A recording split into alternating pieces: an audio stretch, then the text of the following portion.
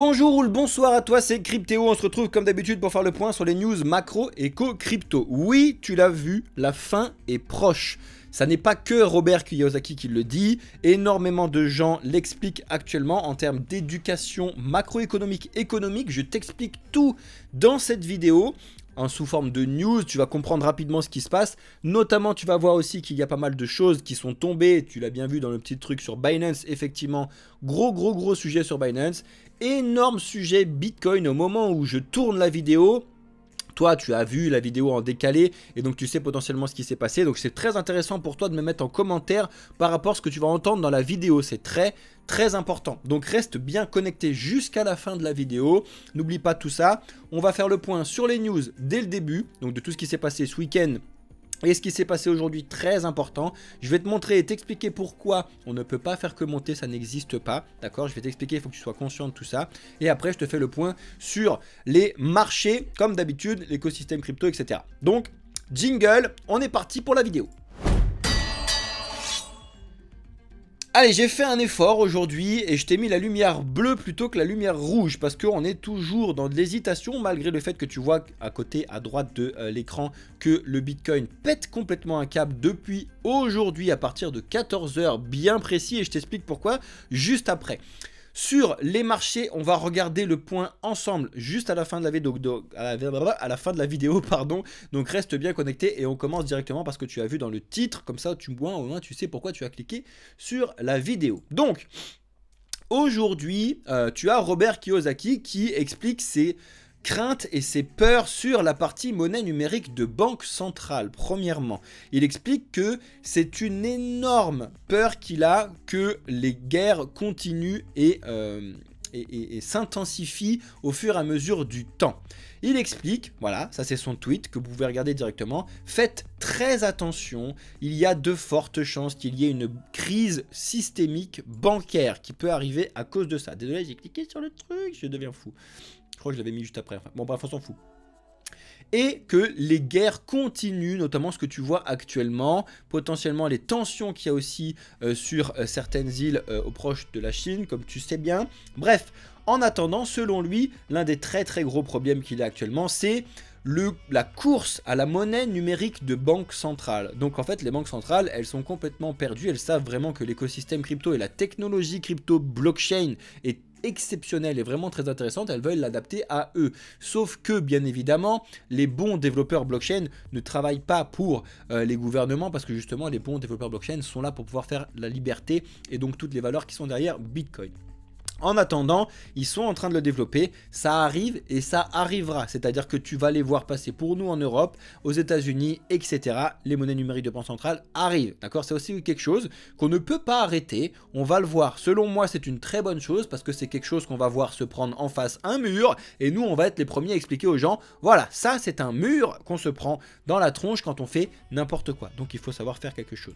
Il explique que bien évidemment, le problème, c'est que ces monnaies numériques de banque centrale et donc les banques centrales et donc les gouvernements vont en profiter pour nous espionner à 100%, d'accord?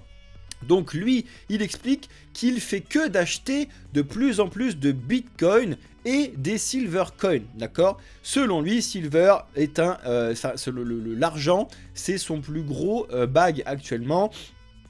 Et ce tweet est donc arrivé hier, donc c'est-à-dire que déjà tu vois, il y a pas mal de choses, ça fait beaucoup de bruit, hein. Plus de 600 000 vues, beaucoup de gens l'ont relayé un petit peu de partout, ce tweet, ça fait énormément de bruit. Donc ça en partie une réponse à la cause de ce qui se passe sur Bitcoin actuellement. Et lui, il explique qu'il va utiliser l'argent plutôt que le fake US dollar qui existe actuellement.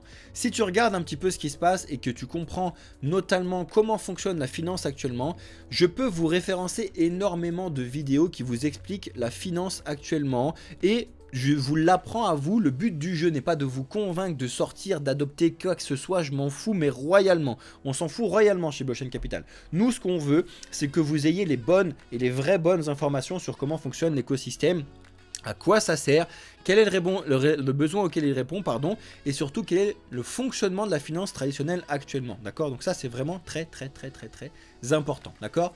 Donc il faut que tu vois un petit peu ce genre de choses. Effectivement, selon beaucoup d'analystes, là je t'ai montré juste Robert Kiyosaki, mais je t'en ai montré certaines semaines avant, La fin est proche partout, d'accord? Donc Bitcoin va se le prendre aussi parce que malheureusement, n'oubliez pas une chose, vous regardez Bitcoin face au dollar actuellement, là, à côté, en haut à droite, d'accord? Donc, comprenez bien que vous regardez Bitcoin face à quelque chose de centralisé. C'est très important de le comprendre. On ne regarde pas Bitcoin tout seul, là, d'accord? Il faut que vous compreniez ça parce que c'est hyper important. En Europe, vous l'avez vu que c'est la toute première fois, je vous ai tenu au courant de ça dans les dernières vidéos, donc allez les regarder sur la chaîne Blockchain Capital, mais c'est la toute première fois que la BCE, depuis, je sais plus, je crois que c'est depuis 2004, je vous l'ai mis dans les news mais j'ai un trou de mémoire là, bref, que la Banque Centrale Européenne est en déficit, d'accord? Alors, je vous l'annonce tout de suite, c'est pas grave. Une banque centrale ne peut pas faire faillite parce que c'est eux qui gèrent l'argent. Donc c'est génial la vie. Donc si jamais ils ont un problème, ils peuvent réinjecter de l'argent. Et ils vont le faire au moment où l'inflation va pouvoir respirer un petit peu et ils vont pouvoir relancer. Sauf que là, le problème qu'on a actuellement, et c'est pour ça que je vous dis que la fin est proche sur pas mal de choses, malheureusement ça tombe souvent février-mars parce que c'est le moment où en fait les entreprises font leur bilan, c'est le moment où les entreprises se rendent compte que bah, c'est la merde finalement. Et surtout c'est le moment où les banques se rendent compte qu'elles commencent à être serrées au cou, mais comme pas possible. Parce que ça fait beaucoup trop longtemps que les banquiers centraux, américains, européens, ont un taux qui est beaucoup trop haut et qui ne baisse toujours pas, d'accord? Il y a eu je ne sais plus combien d'augmentations de taux sur je ne sais plus combien de mois, on parle de je crois que c'est 18 augmentations de taux sur les 22 derniers mois, un truc comme ça, je ne sais plus exactement. Bref, la banque, il faut que vous compreniez comment ça fonctionne. C'est que c'est bien et c'est pas bien en même temps. C'est-à-dire que ces taux, s'ils sont hauts, c'est la banque centrale qui récompense les banques traditionnelles si les banques traditionnelles déposent de l'argent chez elles, d'accord? C'est le taux auquel elles sont récompensées. Le problème, c'est que les banques actuellement n'ont pas d'argent à reposer parce qu'en fait, il n'y a pas de possibilité de faire des prêts et de l'argent, etc. parce que l'inflation est trop haute actuellement. Tu le vois bien de ton côté quand tu veux aller faire un prêt actuellement, que ce soit immobilier ou tout ce que tu veux, les prêts ont pété un câble. Je suis désolé d'avance à tous ceux qui font des achats immobiliers en ce moment, qui se tapent des crédits à 4-5% sur 25 ans. Désolé d'avance, j'ai des potes et des meilleurs potes qui ont acheté il y a 1 an et demi. Les taux étaient à 0,9, 1% sur 25 ans. C'est génial, mais tu te doutes bien que ça va que à notre avantage sur certains points, il faut le savoir, c'est que quand tu as un taux éclaté à 4,5%, tu peux demander de réévaluer ton taux à ta banque quelques années après, une fois que l'inflation et le truc s'est retombé. Et après, tu peux plus, après tu le gardes. Là, il y a énormément de banques qui se sont engagées, d'accord, à faire payer à des clients 0,9 à 1,5% maximum. Alors qu'elle paye 5% à la banque centrale. C'est un vrai problème. Les banques sont tirées au maximum. La corde, elle est tirée au maximum et la ficelle commence à s'amenuiser.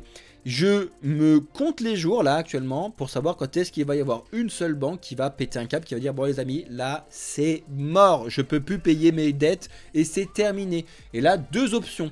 Crise systémique comme on l'a déjà vu en 2008 et tu peux pas faire grand chose si ce n'est réinjecter de l'argent, ou alors les banques centrales font exactement ce qu'elles ont fait l'année dernière, réinjecter de l'argent. Sauf que l'année dernière, les banques centrales, elles n'étaient pas dans le même souci qu'elles avaient maintenant. Les banques centrales, l'année dernière, étaient rentables. Cette année, les banques centrales, je viens de t'expliquer, ne sont pas rentables. Donc c'est un vrai gros problème. C'est-à-dire que le point numéro 2 est beaucoup plus compliqué à l'heure actuelle avec les finances qui se passent actuellement. Bref, donc vous l'avez vu, Bruno Le Maire nous annonce qu'ils essayent de récupérer 10 milliards juste en France. Donc ça donne l'état du monde actuellement, hein, parce que la France, on est juste des petites gouttes d'eau dans un lac, hein, d'accord. Et il explique aussi qu'il veut ouvrir des contrats européens et ce genre de choses. Bon, affaire à suivre, d'accord. On va passer sur des news un petit peu plus drôles, rapidement. Mais on a encore eu une erreur de Fatfinger aujourd'hui, très très drôle. C'est-à-dire que tu as quelqu'un qui a voulu retirer 99 500 $ et la plateforme lui a envoyé 995 000 $. Donc il a récupéré 650 000 $ et il est parti avec. Il a dit bon, ils ont fait une erreur, je me casse. Pire truc à faire. Pire trucs à faire. Parce que si tu les dépenses, tu vas être dans la merde après pour les récupérer et tu vas être dans la merde pour les rembourser parce que c'est juste une erreur. Et oui, non, il n'y a pas d'erreur de la banque en votre faveur, tout va bien. Vous vous doutez bien qu'ils sont plus gros que nous et qu'ils nous... voilà, merci, bonsoir. Donc... on continue avec la blockchain Avalanche. Encore une fois, certaines mauvaises nouvelles qui sont tombées, mais là on sait pourquoi. Il y a pas mal de points et qui ont été plus ou moins mis à jour ce week-end. Je vous ai fait des mini-vidéos sur ce qui s'est passé et c'est notamment Kevin qui a expliqué un petit peu ce truc là. Mais moi ce que je voulais vous montrer, c'est que tu as des réponses directement à son tweet qui a dit il faut absolument corriger cette... voilà, hein, très vite parce que ça sent comme le Solana ici. Ça c'est très très drôle. Effectivement, tu sais très bien que la blockchain Solana a été connue au début pour pouvoir avoir énormément d'erreurs. Il y a une grosse adoption actuellement, mais il y a eu beaucoup d'erreurs, beaucoup d'arrêts, etc. Et malheureusement, si ça arrive sur l'écosystème Avalanche, qui est énormissime, qui est censé proposer de l'interopérabilité, ça peut être un gros problème. Donc, affaire à suivre. Pour l'instant, ils ont réglé le problème. On vous tiendra au courant. Ça aussi, c'est ce qui fait partie du fait que le Bitcoin, ce début de semaine, est dans une tendance haussière mais manipulée. Je t'explique encore une fois pourquoi. Ce week-end, on a Donald Trump qui a été interrogé sur le Bitcoin et en fait, il nous a fait savoir qu'il a dit bah, si je dois vivre avec, je vivrai avec. Il n'a pas, bien évidemment, il ne peut pas, il n'a pas dit en grande antenne oui, je veux du Bitcoin, ça n'existe pas, d'accord. Par contre, il n'a pas du tout dit j'en veux pas, etc. Comme le fait du coup son concurrent directement, Joe Biden, qui lui dit j'en veux pas, blablabla. Donc ça aussi, ça conforte pas mal de choses sur l'écosystème Bitcoin, parce que si jamais il est amené à être élu, ça peut changer beaucoup de choses sur l'année 2024, d'accord. Bien évidemment, il va falloir surveiller les élections présidentielles aux États-Unis cette année, c'est énorme. Vous savez bien que... Monsieur Trump s'amuse énormément avec les NFT, donc il connaît très bien un petit peu comment fonctionne l'écosystème crypto, mais malheureusement il le connaît dans le sens malsain, c'est-à-dire que lui il veut juste se faire de la thune sur notre dos et un peu rien à foutre de nous, d'accord. En attendant, c'est ce qui fait beaucoup de bruit et c'est ce qui fait que petit à petit toutes ces news ont fait ce que tu vois en haut à droite en direct. Par contre, ça ne va pas tenir, ça ne peut pas tenir, d'accord. Mettez-vous ça en tête, c'est important. Si jamais on a une correction qui va arriver, vous allez voir, retenez un petit peu ce que je vous explique dans cette vidéo. De toute façon, là, la vidéo, vous le voyez, au moment où je tourne, vous allez direct en Bitcoin. Donc comme ça, vous pourrez comparer à l'avenir. Faites des clips, amusez-vous si vous voulez. Au moment où ça va pouvoir potentiellement respirer, certains expliquent qu'il faudrait regarder un petit peu ce qui se passe et potentiellement acheter, hein, bien évidemment, de l'Ether, de l'Arbitrum, de l'Optimisme et de l'Algorand. Alors Algorand, je sais pas trop ce qu'ils foutent dans leur truc là-dessus, mais ça me fait doucement rire un petit peu tout ce qui se passe parce que il faut que vous étudiez la tokenomique, notamment d'Arbitrum et d'Optimisme, pour que vous puissiez comprendre à quel point elle n'est pas intéressante pour faire de l'investissement en spot pur et dur, mais intéressante pour pouvoir faire du stacking long terme, d'accord? Parce qu'ils sont sur de la récompense énorme de nouveaux tokens pour ceux qui sont en train de faire du stacking, alors que ceux qui sont en investissement spot pur et dur se font diluer comme pas possible. Donc ça, vous devez le comprendre, c'est très important et on va en reparler juste après. En ce qui concerne Binance, donc ça y est aussi, c'est pareil. C'est-à-dire que c'est des news qui sont tombées ce week-end, samedi ou vendredi, je sais plus, je vous en ai tenu au courant, mais le juge a approuvé, donc c'est sûr, c'est clair, c'est net, les 4,3 milliards de dollars que Bitcoin, putain, oh là là, le truc, je sais plus comment on dit, le lapsus, incroyable, bref, que Binance doit payer aux États-Unis. Là, c'est les États-Unis qui sont comme ça, en train de dire, mais c'est génial, on a encore réussi à arnaquer le monde entier, mais faire une arnaque légale, comme l'expliquait Robert Kiyosaki dans un autre tweet, parce que cet argent-là, c'est le tien, le mien, etc., qui était sur Binance, qui était dans les profits de Binance. Et c'est les États-Unis qui se l'octroient, qui récupèrent. Et ça va retourner où? Ça va retourner dans les entreprises américaines et potentiellement dans les entreprises crypto-américaines. Kraken, Tether, Circle, Coin truc. Là, j'ai un trou de mémoire. Bref, ça me fatigue, ce genre de choses. Mais c'est encore une fois un catalyseur qui fait que ce qui montre pourquoi Bitcoin pète son câble maintenant. Je pense qu'il y a de très fortes chances qu'on soit juste venu shorter, faire un short squeeze. On est arrivé et que là, il y a de fortes chances qu'on arrive au moment où ton taximan te dit « Bon allez, ça fait que de monter, je vais en acheter ». Au moment où ton taximan, enfin les gens, si je dis ça parce que c'est par rapport à Berkshire Hathaway, bref, au moment où les gens les moins informés sur l'écosystème crypto commencent à craquer pour essayer de vouloir en acheter, c'est en général le pire moment, d'accord ? Vous savez très bien qu'il n'y a jamais de meilleur et de pire moment, mais en général, quand vous avez quelqu'un, essayez de vous mettre ça dans votre... Si vous avez un entourage et que vous investissez dans l'écosystème crypto, vous spottez certaines personnes qui n'ont rien et n'ont pas compris comment ça fonctionne. Quand ça arrive à leurs oreilles et qu'ils sont en train de t'envoyer un message, tiens, le Bitcoin fait que de monter, je pense que je vais en prendre. C'est le moment personnellement où moi je vends.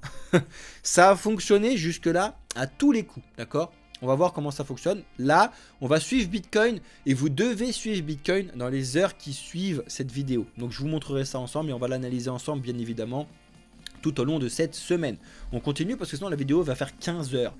Aujourd'hui aussi, on a eu une révélation encore de nouveau de certains mails entre Marty Malmi et monsieur ou madame ou le groupe Satoshi Nakamoto sur pas mal de points. Je vous invite sérieusement à regarder cet article sur Cryptos qui vous résume en français ce qui s'est passé.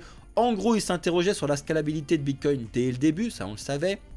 Il avait envisagé le coût énergétique écologique de Bitcoin, donc il savait très bien, le créateur argumentait déjà que ce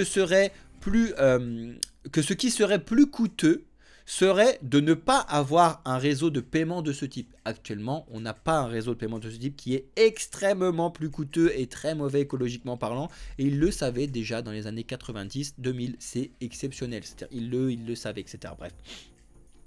Il ne souhaitait pas promouvoir Bitcoin. Ça, on le sait parce que bien évidemment, il est resté complètement anonyme. Ensuite, il ne voulait pas que Bitcoin soit qualifié d'anonyme et de pseudonyme. C'est pour ça qu'il l'avait fait retirer de la plateforme. Et il était très attaché à la gratuité et au fait de pouvoir utiliser Bitcoin partout, simplement pour tout le monde. C'est très important. Bref, regardez un petit peu les différents arguments qu'on a reçus là-dessus. Il faut que vous passiez un petit peu de temps là-dessus. En attendant, si vous voulez avoir les explications, regardez nos vidéos. On vous fait les résumés comme d'habitude. De nouveau aussi des révélations qu'on a actuellement sur le sujet, mais on a Adam Back, donc qui était là depuis le début. Je vous ai déjà fait des vidéos sur l'histoire de Bitcoin, si ça vous intéresse, vous avez retrouvé sur notre chaîne. Mais il dit, bon allez, Craig Wright, on en a un petit peu marre qu'il explique tout le temps à vouloir faire croire que c'est Satoshi Nakamoto. Donc lui, il veut aider la justice pour démontrer que finalement Craig Wright c'est un menteur. Donc regardez un petit peu ce qui se passe là-dessus. On le sait tous que Craig Wright est un menteur justement par rapport à ce qu'on vous dit ici.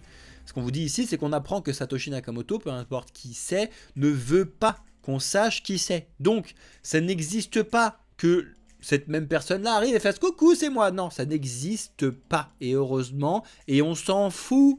On s'en fout de qui c'est Satoshi Nakamoto, d'accord? On sait juste que c'était le créateur de Bitcoin qui a suivi énormément de travail. Ça a pris des dizaines d'années avant d'être développé. Maintenant, on s'en fout. Ce qui me fait vachement rire, c'est ce qui se passe au niveau de MicroStrategy aujourd'hui, d'accord? Il faut savoir deux choses qui ont fait que c'est le bazar sur MicroStrategy actuellement. MicroStrategy s'est fait pirater son compte cette nuit, la nuit de dimanche à lundi. Son compte Twitter, d'accord? Son compte X, avec cette annonce qui a été supprimée, bien évidemment, mais on a pu la récupérer. Avec le compte officiel de MicroStrategy, nous annonçons le MSTR, donc token lié à MicroStrategy, et que c'est un Ethereum token, donc un ERC20, complètement intégré à l'écosystème. Qu'est-ce qui va se passer? Cliquez là-dessus si vous voulez avoir vos MSTR gratuits. Let's go. C'est un énorme fake, c'est un énorme phishing, c'est une énorme arnaque. Absolument toutes les personnes qui sont chez Blockchain Capital, personne ne se fait arnaquer sur ce genre de choses parce qu'en fait on vous apprend à les reconnaître très facilement. Premièrement, si vous sentez que ça sent la merde, c'est qu'il y a de la merde. Ça n'existe pas dans votre vie en général quand vous marchez quelque part. Si ça sent la merde, c'est qu'il y a de la merde quelque part. Ça, quand je vois ce genre de tweet, ça sent la merde, donc c'est de la merde, donc ça dégage. c'est exactement ce qui s'est passé. L'argent gratuit n'existe toujours pas, d'accord? Et là, ça puait la merde, d'accord? Vraiment, désolé à ceux qui se sont fait arnaquer, je ne pense pas qu'il y en a chez nous, mais il y a eu environ 440 000 $ de récupérés via cette arnaque qui a duré très peu de temps parce que c'est récupéré et rentré dans l'ordre rapidement.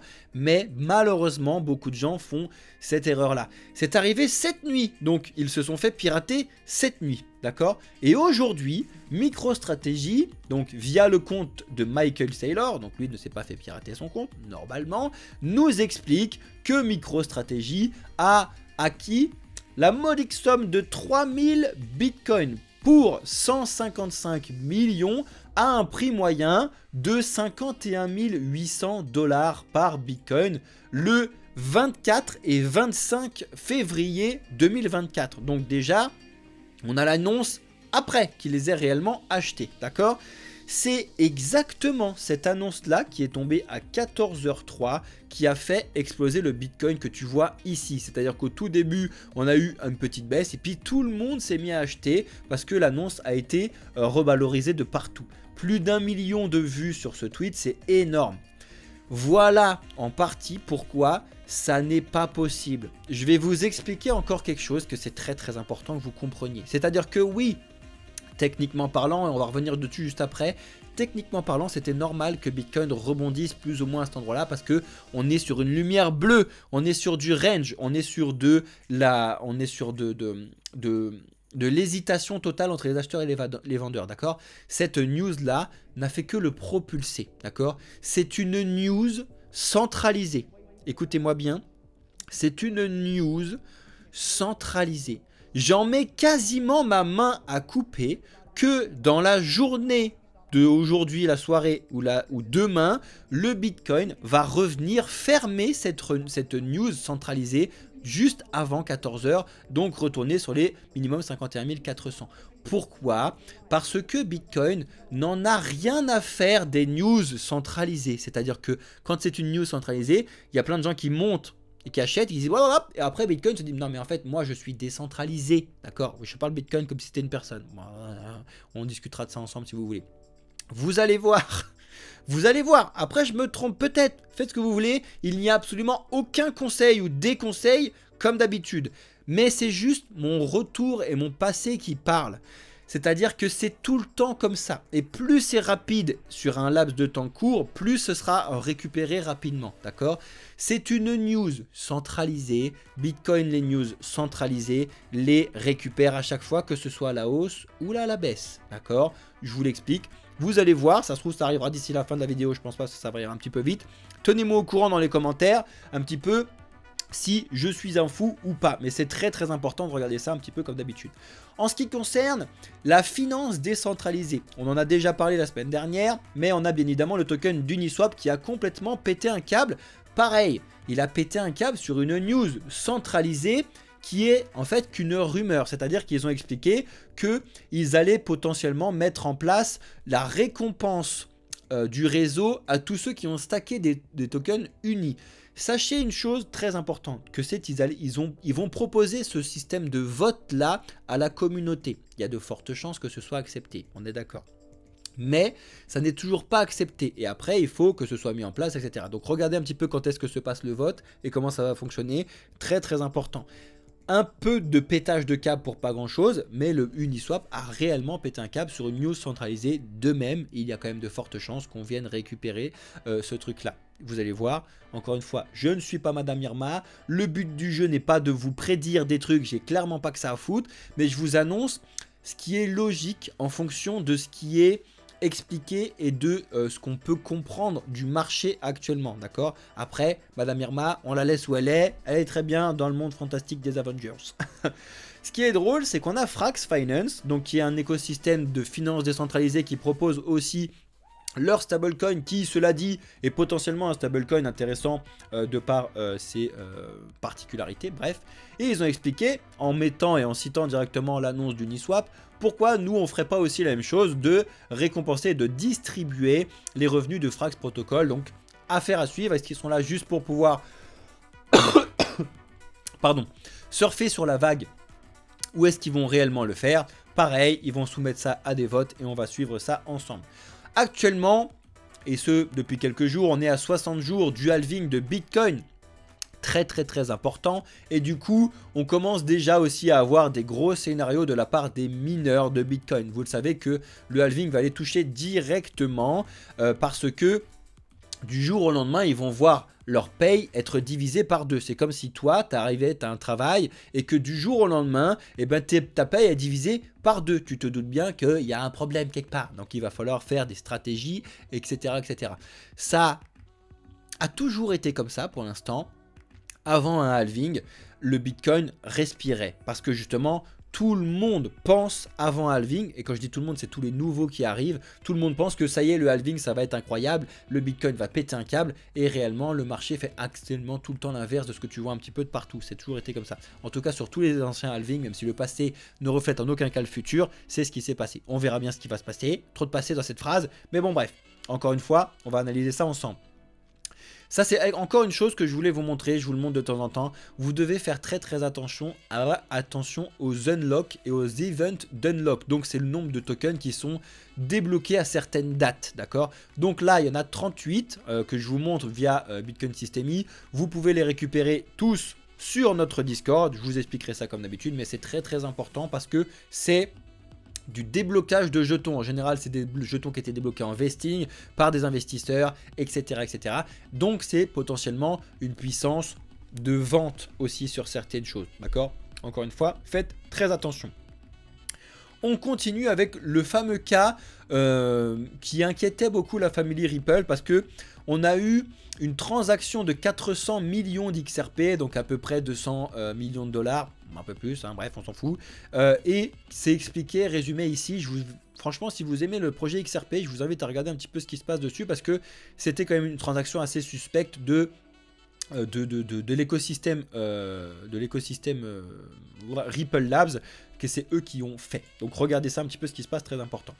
Des fonds sont potentiellement endogés sur Tornado Cash. Alors je pense que ça ne va pas toucher énormément de personnes, mais le système Tornado Cash explique que depuis le 1er janvier, potentiellement, il y a eu des risques que certaines transactions soient devenues publiques, etc. Je vous invite à regarder ça. Comme d'habitude, très bon résumé de Cryptos. Je vous l'explique, parce que je ne pense pas rester longtemps là-dessus, parce que vous n'êtes pas beaucoup à avoir utilisé ça, je pense. Et enfin, on finit avec cette news-là avant de passer sur le point des marchés. On a une grosse guéguerre actuellement entre Tesla et la Chine qui propose des véhicules électriques extraordinaires actuellement. J'ai vu certaines vidéos sur les véhicules concurrents plus ou moins à Tesla là-bas. Bon, bah, c'est beaucoup une copie visuelle de ce qui se propose, mais ils ont des innovations qui sont assez exceptionnelles et je trouve ça assez intéressant et ça peut potentiellement faire beaucoup de bruit aussi sur l'écosystème crypto parce que Elon Musk, parce que ce qui se passe actuellement. Bref, ok. On continue avec donc les marchés et enfin juste avant les news macro. Vous savez bien qu'aujourd'hui rien. Par contre semaine très importante, d'accord. Demain on va avoir le sentiment de consommateur, mais c'est surtout mercredi qu'on va avoir, non c'est jeudi pardon, qu'on va avoir l'indice PCE qui va tomber.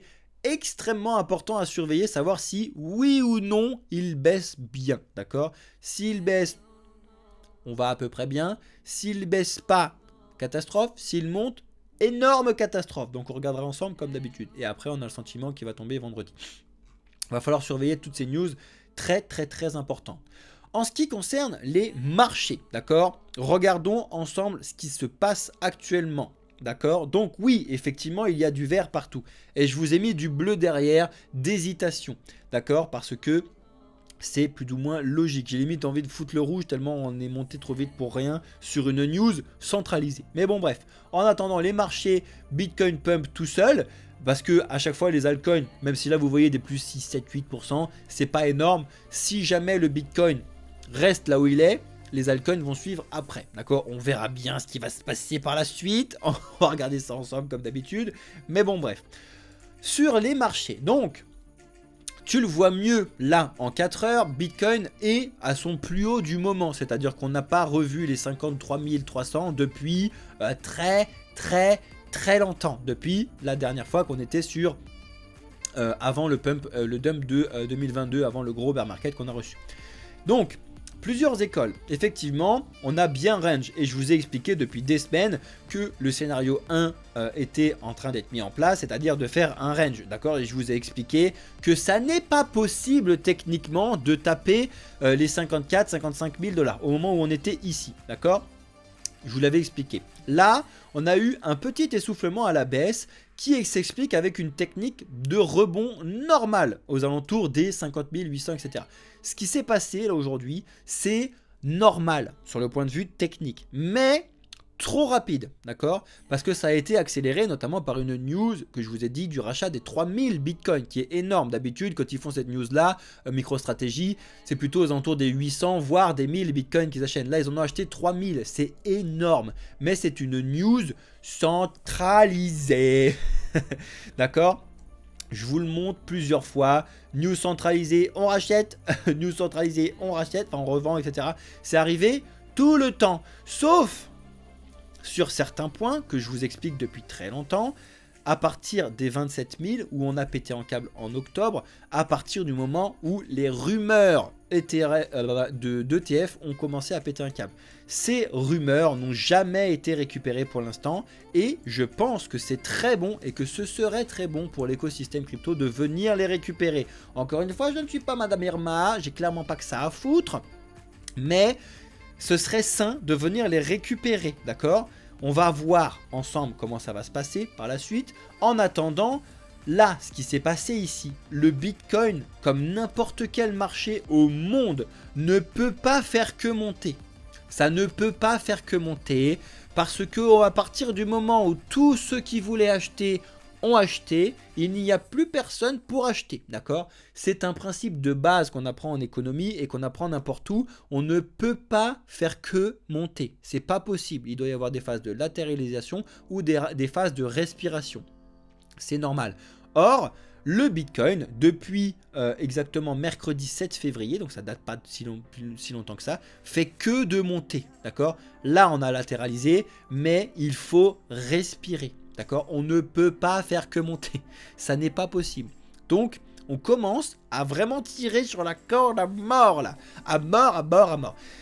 Toutes les news macroéconomiques, donc de ce qui se passe dans le monde actuellement, sont au rouge pour tout le monde, d'accord? C'était rouge pour tout le monde. Les news, d'accord? Par contre, tous les marchés sont en train de péter un câble. Ça n'est pas possible de voir des marchés faire que de péter un câble, surtout en ce moment avec ce qui se passe actuellement. Donc, il y a fortement de chances que ça pète un câble. Et quand ça va péter un câble, je serai là, d'accord? Tout va bien se passer. Tout va bien se passer par contre, je serai le premier, on sera les premiers à vous mettre un gros vert derrière quand on aura des signaux au vert. Actuellement, il n'y a pas de signaux au vert, donc faites très attention à ce qui se passe actuellement, d'accord? Désolé ceux qui sont sur TikTok, vous voyez pas bien le truc. Bref, le pump qu'on a actuellement n'est pas viable. Pas viable du tout. Et j'ai envie de vous dire le pump qu'on a aujourd'hui, mais le pump qu'on a depuis le 7 février, ça n'est pas viable. Il faut respirer, d'accord? Il faut respirer. Je m'enflamme un petit peu, mais il faut respirer. On verra bien. En même temps, vous n'êtes pas encore des milliards à regarder les vidéos, donc mon impact de ce que je dis n'impactera rien du tout, d'accord? Donc au contraire, ceux qui regardent, bah, tant mieux pour vous. Mais le but du jeu n'est pas du tout que vous mettiez des shorts là sur le marché ou que vous vendiez parce que vous étiez en train d'acheter. Pas du tout. Je suis en train de vous expliquer ce qui se passe dans le monde et la logique de ce qu'il y a actuellement. Après, vous devez réagir en fonction de vous et de ce que vous faites. Est-ce que vous êtes là sur le court terme? Est-ce que vous êtes là sur le moyen terme? Est-ce que vous êtes là sur le long terme? Est-ce que vous regardez Bitcoin mais vous n'êtes pas du tout placé sur Bitcoin? Etc. etc. C'est vraiment très très important de savoir toutes ces choses-là et on ne peut pas vous dire, et quand je vous dis on, c'est tout le monde. Personne ne peut vous dire comme ça sur une vidéo, oui, il faut que tu achètes, oui, il faut que tu vendes, non, merde, machin. Ça n'existe pas. Tout simplement parce que tout le monde est différent. La pire chose que vous puissiez faire, c'est que vous arriviez sur un live, peu importe lequel, le nôtre, etc. et que vous suiviez ce qu'on fait, ce qu'ils font. Il ne faut jamais faire ça parce que vous ne savez pas quand est-ce que nous on va sortir, vous ne connaissez pas forcément le fondement de notre stratégie, etc. Il faut que vous fassiez très attention à ces trucs-là. Après, c'est différent quand vous analysez les choses avec nous, d'accord? Là, je parle notamment à ceux qui ont pris le premium. Quand vous preniez le premium, on vous explique nos stratégies sur le long terme et on vous accompagne dessus. C'est complètement différent d'avoir des analyses et de discuter avec nous et de comprendre réellement ce qui se passe quand vous êtes au quotidien avec nous que le gars qui arrive sur un live et qui dit tiens lui il achète alors j'achète. Non, d'accord? Parce qu'il ne saura pas quand est-ce qu'on sort. Alors que vous les premiums, on vous explique tout le temps de A à Z. N'oubliez pas si vous voulez prendre l'offre premium qu'on vous propose, donc ça se passe pour l'instant sur Discord, oui ça va arriver sur notre site bientôt mais pour l'instant c'est sur Discord, c'est un abonnement mensuel et si vous vous en sortez bien, j'ai pas peur de vous expliquer que déjà vous avez un point de marché tous les jours réservé au premium sur comment ça fonctionne avec Alex tous les jours. Rien que ça se valorise par des analyses financières très chères dans l'écosystème crypto et dans l'écosystème traditionnel depuis très très longtemps. Donc rien que ça, c'est intéressant, d'accord? Bref, en attendant, vous avez énormément de choses. Si vous voulez comprendre et savoir ce qui se passe, venez sur le Discord et discutez directement avec ceux qui sont premium. Vous allez pouvoir voir ça. Bref, fini la petite pub. Donc, cette montée n'est pas saine, selon moi, pas du tout. C'est une montée qui aurait pu être saine si elle rebondissait comme ça l'a fait depuis un certain temps à ce moment-là, mais c'est monté beaucoup trop vite, trop rapidement sur une news centralisée, parce que là, vraiment, quand tu regardes l'heure, c'était à 14 h, c'est au moment où MicroStrategy, Michael Saylor a dit j'en ai acheté 3000. Voilà, bon, manipulation ou pas, on s'en fout, c'est monté beaucoup trop haut, beaucoup trop rapidement. Pareil, le BNB est au plus haut, mais lui, alors là, il s'arrête jamais de monter. Après, lui, c'est encore différent parce qu'il y a aussi du burn qui fait que ça se tient à la hausse. Et il y a énormément de projets qui sortent actuellement sur Binance et que pour pouvoir récupérer les airdrops, les sorties, il faut que vous bloquiez du BNB. Donc le BNB, il est en pleine forme en ce moment, tout va bien pour lui. Le XRP fait son petit pump actuellement. Avalanche a bien récupéré par rapport à sa chute et par rapport aux mauvaises nouvelles qu'on a eues la semaine dernière et a bien rebondi sur son 36,5. Affaire à suivre. Le Polkadot, lui, il était déjà sur une phase haussière très très bien avec l'Atom. L'Atom réagit mais de façon parfaite. Atom, incroyable, il a vachement bien réagi sur les 9,7. Félicitations à ceux qui avaient pris un petit peu ces trucs là. Affaire à suivre. Le Matic, pareil, il vient enfin de valider une sortie des 1 $. On verra s'il arrive à les tenir. On verra. Ça me fait vachement rire ce qui se passe actuellement. Ethereum, il est vraiment en train de tout casser sur pas mal de choses actuellement. Et là, Ethereum surfe sur la vague, de la même vague que Bitcoin. Il surfe sur la vague des rumeurs en ce qui concerne un ETF en ce qui concerne Ethereum sur le spot. Donc il surfe là-dessus. Quand la news tombera, on verra bien. On sera là pour vous expliquer ce qui se passe. En ce qui concerne du coup Ethereum Bitcoin, j'ai beaucoup le regardé. Là forcément, Ethereum avait complètement explosé là ces derniers jours. Mais avec le petit pump de Bitcoin qu'on a eu là ces dernières heures, il prend un peu de retard, d'accord? En ce qui concerne les nouveaux projets, eh ben, finalement tu te rends compte que le Starknet profite pas du tout de ce qui se passe actuellement. Le Dimension, pas du tout. Il est vraiment retombé en dessous des 7 $. Enfin bref. Le Jupiter à la rigueur un petit peu. Je vous les montre parce que c'est les 3 derniers airdrops qui ont fait beaucoup de bruit et sur lesquels je voulais discuter avec vous. D'accord? Donc bref, on regardera ça et on suit tout ça ensemble comme d'habitude.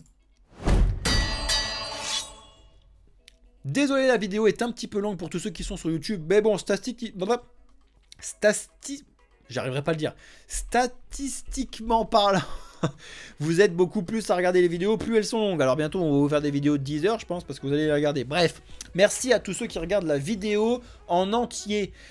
Les petits fameux fou de Blockchain Capital, c'est le moment de mettre en commentaire le fameux emoji banane pour tous ceux qui ont regardé la vidéo jusque là. Merci à tous ceux qui le font. Les amis, rejoignez-nous sur Discord, rejoignez-nous sur tous nos réseaux pour être au courant de tout ce qui se passe. On vous fait des vidéos tous les jours, des petites et des longues. Pas d'amalgame sur cette phrase, s'il vous plaît, merci. En attendant, je vous souhaite à toutes et à tous une excellente journée, soirée ou nuit. Bienvenue dans les débats des commentaires. Vous savez que je regarde tout et je vous réponds absolument à toutes et à tous. Donc, let's go. Je vais rester en live avec ceux qui sont sur TikTok et Twitch pendant encore un gros quart d'heure. Et on se retrouve mercredi en live, sinon je vous ferai bien évidemment une vidéo demain et des vidéos demain sur ce qui se sera passé cette nuit. C'était Cryptéo pour l'entreprise Blockchain Capital. Ciao les amis YouTube.